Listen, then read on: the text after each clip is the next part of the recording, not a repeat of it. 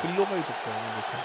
Hello everyone, welcome to First Umpire match story of match number 54 IPL 2025 Punjab Kings versus LSG Lucknow super giants. Toss आज जीत के आज LSG ने ले ली bowling, जो मेरे सर से निकल गई बहुत ऊपर। उतनी ही ऊपर जितनी ऊपर ये ऊपर मैच खेला जा रहा था 1450 मीटर की हाइट। और वहाँ आपको पता है कि जैसी रात और होती है, बॉल लहराती है, तो आप क्यों अपने टॉप 3 को एक्सपोज करना चाहोगे अर्शदीप के सामने? वो नहीं समझ आया, चलो कोई बात नहीं। बैट करने आए, पहला ओवर पंजाब का भी अच्छा नहीं गया। प्रियांश आर्या एक आउटसाइड ऑफ स्टंप बॉल को स्लाइस करने गए, और बिकॉज यहाँ पे बॉल ज़्यादा कैरी करती है, because of high altitude, density air की कम होती है, और उस चक्कर में बॉल फील्डर तक ही कैरी कर गई। थोड़ा नथिंग सा शॉट था, and maybe not use to this ground, तब भी फर्क पड़ जाता है। और उसके बाद जॉस इंग्लिश को प्रमोट किया 1 डाउन, और मयंक यादव के एक ही ओवर में 2 बड़े छक्के। इसमें हम ये बताना भूल गए कि विकेट किन्होंने ली। आकाश सिंह। आज इस IPL में उनका पहला मैच, आकाश सिंह जो अंडर 19 भी खेले हुए इंडिया के साथ, कार्तिक त्यागी, जायसवाल, बिश्नोई उस टीम में, और फाइनल तक पहुंची थी वो टीम। फाइनल में बांग्लादेश से हार गई थी। बढ़िया bowler, left arm. And second over Mayank Yadav 2 छक्के खाए, तीसरा छक्का कैच भी हो सकता था। और आवेश ने थोड़ी सी गलती की, कंसिडरिंग ये हाई ऑल्टीट्यूड ग्राउंड है, यहाँ पे बॉल्स कैरी करती हैं ज़्यादा, तो आपको बाउंड्री पे ही रहना होता है। बाउंड्री भी छोटी थी, सिर्फ 62 मीटर की बाउंड्री थी। वहाँ पे अगर बाउंड्री पे होते तो वो आवेश के हाथों में सिंपल कैच होता, और अदरवाइज अब उनके हाथों से छूटा हुआ वो बॉल छक्के के लिए चला गया, जिसके चलते 3 छक्के मयंक को उस ओवर में पड़े, और उनके अगले ओवर में भी 2 और छक्के पड़े। तो पावर प्ले में 2 ओवर में 5 छक्के खाने वाले वो दूसरे फास्ट बॉलर बने इस IPL के। और ओवरऑल IPL में भी ऐसा ज़्यादा कुछ नहीं हो पाया। खलील को भी पड़े थे जो KKR वाले मैच में, क्योंकि उस मैच में KKR बहुत छोटा स्कोर चेज कर रहा था। एंड देन फिर जब लगा कि कहानी सेट हो रही है, तो आकाश ने एक और झटका दिया, इंग्लिश को भी फंसाया। वैसा ही शॉट खेलने गए जिस तरह का मयंक यादव की बॉल पे खेला था, बाउंड्री पे कैच हुए। अय्यर आए, बट प्रभसिमरन आज बढ़िया चल रहे थे। बट जैसे ही आवेश खान की एंट्री हुई, आवेश खान ने एक गुड लेंथ बॉल पे प्रभसिमरन को फंसाया, जिसपे प्रभसिमरन डाउन द ग्राउंड मारने गए, बॉल ऊपर चढ़ी, पूरन के हाथों में अच्छा इजी कैच, पर पूरन ने उसे मिसजस्ट किया और उस पूरा कैच का कबाड़ा कर दिया। 58 फॉर 3 होता, शायद पंजाब के लिए कंसर्निंग होता, पर उसके बाद प्रभसिमरन को अय्यर से आया इशारा कि आप संभालो, प्यार से खेलो, मैं मजे लेता हूँ। उसके बाद अय्यर मारना शुरू हुए, और प्रभसिमरन को थोड़ा ठहर के खेलने का काफ़ी सारे लोग क्रिटिसाइज कर रहे थे व्हाट्सएप पे, सब पे, कि शायद प्रभसिमरन इस बैटिंग टीम के पूरे मोमेंटम को खा रहे हैं। बट अय्यर के बदले से इस तरह से रन आ रहे थे, वैसे लगा नहीं कि वो चीज़ रुक रही है। और जब अय्यर आउट हुए दिग्वेश राठी की कैरम बॉल पे, जो पिछली बॉल पे छक्का मारा था, और ये बॉल ग्रिप हुई, ग्रिप होने के बाद थोड़ी बाहर गई, अय्यर का आउटसाइड एज लगा और वो इनर सर्कल में आउट हो गए। उसके बाद प्रभसिमरन खुले, फिर प्रभसिमरन ने दिखाया कि वो क्या है। निहाल वडेरा आए थे 3 डाउन पे, उन्होंने भी आते ही 2 चौके, 1 छक्का मारा, पर प्रिंस यादव की बहुत प्यारी यॉर्कर लेंथ बॉल पे बोल्ड हुए, उस पर एक लैप शॉट खेलने की कोशिश कर रहे थे। और ये प्रिंस यादव ऑलमोस्ट हर मैच में ऐसा करते हैं। पिछले मैच में विल जैक्स के साथ किया था, स्टार्टिंग ऑफ द टूर्नामेंट में हेड के साथ किया था। वो जो फुलर बॉल पे बैटर की पूरी रिदम खराब कर देते हैं, वो स्पेशल टैलेंट है। यूज ऑफ क्रीज बहुत ब्रिलियंट होता है उनकी, जिस चक्कर में बैटर रॉन्ग लाइन खेल जाता है। एक बार वो समझ आता है, बार बार होता है तो क्लियरली आपको क्रेडिट देना पड़ेगा बॉलर को वहां पे। उसके बाद शशांक सिंह आए, और वो अलग लगे आज। एक छक्का तो उनका आज स्टेडियम की रूफ पे भी जाके लगा, 92-93 मीटर का छक्का था। आप जज कर सकते हैं कि ग्राउंड कोई बहुत बड़ा ग्राउंड नहीं है, पर बहुत सुंदर ग्राउंड है। मैं गया हूँ यहाँ पे, बहुत प्यारा ग्राउंड है, one of the most picturesque grounds in the whole world.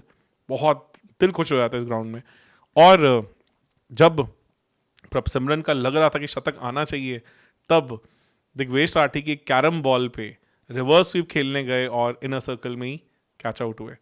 चौथी विकेट गिरी, उसके बाद स्टोइनिस आए, और स्टोइनिस पे लग रहा था कि वो रुकने के मूड में नहीं आए आज। 5 बॉल 15 उन्होंने भी मारे। आवेश खान का आखिरी ओवर, जहां पे वो अपनी लेंथ्स और लाइन जिस तरह से मिस कर रहे थे, वहां पे कमेंट्री बॉक्स में हेडन भी उनसे काफ़ी नाराज़ हो गए थे। आज हमें इवन ऋषभ पंत भी बहुत बार अपनी कूलनेस लूज करते दिखे, लगा कि वो काफ़ी ज़्यादा इरिटेटेड है, उनको वो एजिटेशन दिखा जो हमने उनसे जनरली देखा नहीं है। But overall I think Punjab के लिए बहुत बढ़िया गया मैच। 236 का एक विशाल टारगेट उन्होंने टोटल बना के रख दिया, और 237 का टारगेट एलएसजी को दिया। उम्मीद थी कि एलएसजी के टॉप 3 से रन आएंगे, लगभग 70% रन उन्हीं से आते हैं। बट आज अर्शदीप के प्लान्स थोड़े डिफरेंट थे। आके उन्होंने सबसे पहले मिचेल मार्श को फंसाया अपने दूसरे ओवर में, जिस तरह से ऑलमोस्ट उन्होंने इकाना में एक रेड सॉइल विकेट पे फंसाया था। लेंथ सेम थी, लाइन थोड़ी और लेग स्टंपिश थी। वहां पे मिचेल मार्श ने पिछले मैच वाली गलती नहीं की थी, inside the line of the ball आके मारने की कोशिश की, बट टॉप एज लग के वो फिर बाउंड्री पे कैच हुए। उसके बाद वैसी ही हार्ड लेंथ एक बाहर जाती हुई बॉल, जैसे माकरम ने बाउंस के टॉप पे राइड करके उसे इनर सर्कल के ऊपर से मारने की कोशिश की और इनसाइड एज लग के अपने विकेट्स पे बॉल को दे मारे। इसके बाद लग रहा था कि शायद चीजें खुलेंगी, पूरन आज शायद डिफरेंट लगेंगे, पर पूरन की एक वीकनेस सबने पकड़ ली है। वाइड ऑफ द क्रीज जाके उनके पैड्स को टारगेट किया जाता है, जिसके चक्कर में वो बॉल की लाइन में नहीं आ पाते और बारी बारी बॉल मिस कर देते हैं। आज भी वही हुआ, डीआरएस भी लिया गया, पर ऑल 3 रेड्स के चलते उन्हें पवेलियन का रास्ता देखना पड़ा। ऋषभ पंत थोड़े लगा कि खुलना चाहते थे, एक ऊपर आके उन्होंने डाउन द ग्राउंड चार्ज करके लेंथ को भी नलिफाई करने की कोशिश किया, शॉट्स मारे, पर वैसा फ्री फ्लोइंग गेम नहीं बना। आयुष बदोनी आती आज अलग लग रहे थे। 58 for 3 जब लग रहा था कि शायद थोड़ा प्लेटफॉर्म बिल्ड हो रहा है, उस टाइम पे उमरजाई की एक बॉल पे ऋषभ पंत ने आगे बढ़ के हार्ड लेंथ की बॉल को मारने की कोशिश की और उनके हाथ से बल्ला छूटा और आउटफील्ड में वो डीप एक्स्ट्रा कवर रीजन में कैच आउट हुए। मिलर आए, मिलर का भी कुछ वैसा से डिसमिसल, पर मिलर का डिसमिसल ज्यादा प्रियांश आर्या के डिसमिसल से मिलता था कि आउटसाइड बॉल पे उन्होंने अपने हाथ जस्ट फेंक ही दिए और बॉल एज लग के कैरी कर गया बाउंड्री तक। जैसे मैंने कहा कि हाई ऑल्टीट्यूड ग्राउंड में ये चीजें होती, वही कहानी हुई। फिर उसके बाद ऐड हुए समाद के साथ आयुष बदोनी फाइनली वो फ्री फ्लोइंग गेम खेलते हुए देखे। आपको उमरजाई की बॉलिंग कैसी लगी आज? क्या लगा कुछ डिफरेंट कर रहे थे वो? हेल्प मिल रही थी उन्हें? हेल्प मिल रही थी और मतलब गुड लेंथ पे ज़्यादा करा रहे थे एंड पेस वेरी भी कर रहे थे। तो बॉल को दोनों तरफ मूव करने की कोशिश, दोनों तरफ मूव कर रहे थे वो, और ये चीज़ अच्छी लग रही थी उनमें कि दिख रहा था कि वो है कि मतलब उनका जो स्किल इस पिच के लिए बेटर है वो दिख रहा है। कि मुझे ये लगा कि जैसा पहला ओवर अर्शदीप का गया था, सेकंड ओवर मार्को यानसन की जगह उमरजाई आ सकते थे, क्योंकि आप एक लेफ्ट आर्मर ऑलरेडी बॉल करा रहा है, एक राइट आर्मर भी कराता, क्योंकि 2 राइटीज थे तो एक अलग वो बन जाती है, एक वेरिएशन बन जाता है। एंड प्लस मार्को यानसन भी बहुत बढ़िया बॉल करा रहे थे, पर वो थोड़ी हार्ड लेंथ पे बॉल, वो हार्ड लेंथ करा रहे थे। वहां पे उमरजाई वाली लेंथ ज्यादा हाँ, वो बॉल को स्विंग करने का इतना मौका नहीं दे रहे जितना अंडर द लाइट्स एक हाई ऑल्टीट्यूड ग्राउंड में बॉल लहराता है। एंड उमरजाई को 6वां ओवर गया था, 6th ओवर दिया गया था। अगर वो 6th ओवर में भी वो स्विंग करवा पा रहे थे अच्छी खासी, बिल्कुल सही। तो अगर उनको सेकंड ओवर मिला होता तो शायद हम अर्शदीप जैसा ही उनसे भी देख सकते थे। मैंने जैसे कि आज लाइव में भी बोला था कि सहवाग ने एक बार बात की थी कि जो हाई ऑल्टीट्यूड ग्राउंड होते हैं, जैसे कि साउथ अफ्रीका में जनरली टेबल टॉप पे बने हुए ग्राउंड है, केप टाउन हो गया, जोहानिसबर्ग हो गया, वहाँ कभी चेस करने नहीं जाते, क्योंकि चेस करना वहाँ पे मुश्किल हो जाता है, क्योंकि बॉल लहराती है रात में। वही आज सेम गलती एलएसजी ने की और बॉल बहुत लहरा रही थी। पर जब थोड़ी बॉल सेटल हुई उसके बाद समाद और आयुष बदोनी ने आज मास्टरपीस ऑफ बैटिंग शो किया, एक मोमेंटम बिल्ड किया। लगा कि जब वो बाहर जा सकते हैं, एक मैच को बना सकते हैं। नो डाउट मैच काफी हद तक ग्रिप से बाहर था, बट ये हाई स्कोरिंग ग्राउंड भी बन जाता है कि छक्के यहाँ भी ट्रैवल करते हैं, just like Chinna Swami, because of the high altitude. तब वहां पे मार्को यानसन ने पहले तो समाद को कॉटन बॉल करवाया, फिर चहल की बॉल पे रिवर्स स्वीप खेलने के चक्कर में बदोनी भी फंस गए और एंड में 37 रन से एलएसजी मैच हार गया। मैच को मेरे ख्याल से पहली इनिंग्स में हार गए थे अपनी पुअर बॉलिंग प्लान्स के चलते, और उसके बाद पावर प्ले में एलएसजी बिल्कुल ही खत्म हो गई थी। और अगर आप ये 37 रन से जो हारे हैं, अगर आप ध्यान से देखो पावर प्ले में उनकी मुश्किल से 6-6.25 की रन रेट से रन आए हैं। बिल्कुल सही।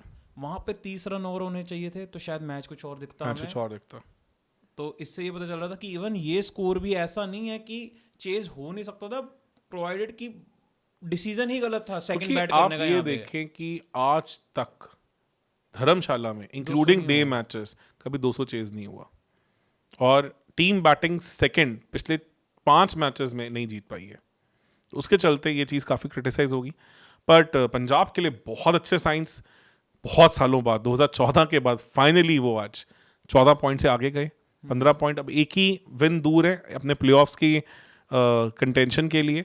और अगला मैच इनका डीसी के साथ इसी ग्राउंड पे इन्हीं कंडीशंस में है, तो मुझे लगता है कि थोड़ा एक्सपीरियंस वहाँ काम आएगा। हम्म। तो 8 मई को और उसके बाद 11 मई को भी इसी ग्राउंड पे एमआई के साथ मैच, वो डे मैच है। ये दोनों मैचेस इंपॉर्टेंट है। और उसके बाद तीसरा मैच इनका जो आरआर के साथ है जयपुर में, इन तीनों में से एटलीस्ट 2 मैच जीतना चाहेंगे ताकि इजीली कंफर्टेबली ये टॉप 2 में आ सकें। ऑन द कॉन्ट्ररी एलएसजी को अब थोड़ी और मेहनत करनी अब पड़ेगी तीनों मैच जीतने पड़ेंगे और तीनों मैच जीत के वो 16 पे आएंगे। और उसके बाद उनको उम्मीद करनी पड़ेगी कि बाकियों की इक्वेशन थोड़ी खिले। रन रेट भी होगी इनकी अभी तक फेवर में नहीं है और रन रेट भी इनकी काफ़ी ख़राब हो चुकी है। जहां पंजाब के लिए एक एक करके चीज़ें सॉर्ट होती हुई दिख रही हैं, नो डाउट अभी भी उनके कुछ गैप्स हैं, बॉलिंग में गैप ज़्यादा दिखते हैं उनके। एक गैप सबसे बड़ा ये है कि जो 5th बॉलर वाला इशू है, क्योंकि आज विजय वैशक जो थे उनको भी बहुत रन पड़े। स्टोइनिस से भी जो एक ओवर कराया उसमें भी बहुत रन पड़े हैं। इन दोनों के 3 ओवर मिला के आपको 48 रन पड़े हैं। हाँ ज़्यादा नहीं, उन्होंने 3 ओवर कराया ना बाद में, पहले तीसरा ओवर तो बाद में आया था। नो डाउट उसके बाद तो फिर और ऐड हो गए हैं, तो वो काफ़ी मार है। तो बहुत ज़्यादा उनको रन्स पड़े हैं। तो अभी सॉर्ट नहीं हो रहा है उनका 5th बॉलर।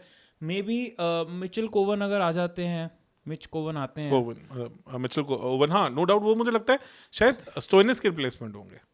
क्योंकि इंग्लिश, वैसे मुझे लगा था कि शायद ये इंग्लिश की जगह आएंगे कंसिडरिंग द फैक्ट क्योंकि वो टॉप ऑर्डर बैटर पर है। ये भी हो सकता है वो इंग्लिश की जगह भी आ सकते हैं कि उससे आपके पास बैटर भी आ गया और आपके पास बॉलिंग ऑप्शन भी ऐड हो गई।